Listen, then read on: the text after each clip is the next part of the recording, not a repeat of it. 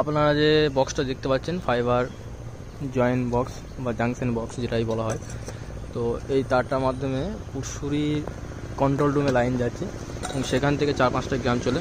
ওরা বিভিন্ন সময় কমপ্লেন করে থেকে যে আমাদের পাওয়ার আসছে না। আমরা এখন পোলের মাথায় উঠে দেখতে পাচ্ছি এই যে ব্যানটা দেখতে পাচ্ছেন, এই ব্যানের জন্য ওদের পাওয়ারটা অনেকটা লস হচ্ছে বলে ধারণা।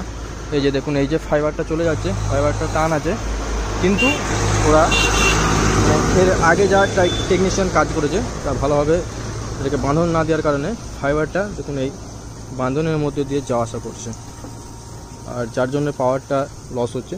তো আমরা এই পাওয়ার লসটাকেই তুলব বলে ভেবেছি, দেখা যাক। আমি ফিরোজ, আমাদের সাথে আছে রাজা ভাই আমাদের টেকনিশিয়ান। তো ফাইবারটাকে দেখি, বাঁধনটা খুলে দিলাম। এরপরে এই বক্সের মাধ্যমে বক্সের ভিতরে কোনো জয়েন্টের সমস্যা আছে কিনা এখান থেকে পাওয়ারটা একবার মেপে দেখব যে আমরা পাওয়ার কত পাচ্ছি। আর ট্রান্সমিটারের সিগন্যালের ক্ষেত্রে কোনো সমস্যা হয় না, যেহেতু এটা অ্যাডফা সিগন্যাল আছে, আমরা ইডিএফে আমরা যেটাকে সাধারণ ভাষায় অ্যাডফা বলি, তো সেই এখান থেকে আমার প্রবলেম হচ্ছে বলে ধারণা। এই যে পিঁপড়েগুলোও রয়েছে, তো এটাকে নামাই, নামিয়ে এটাকে দেখি।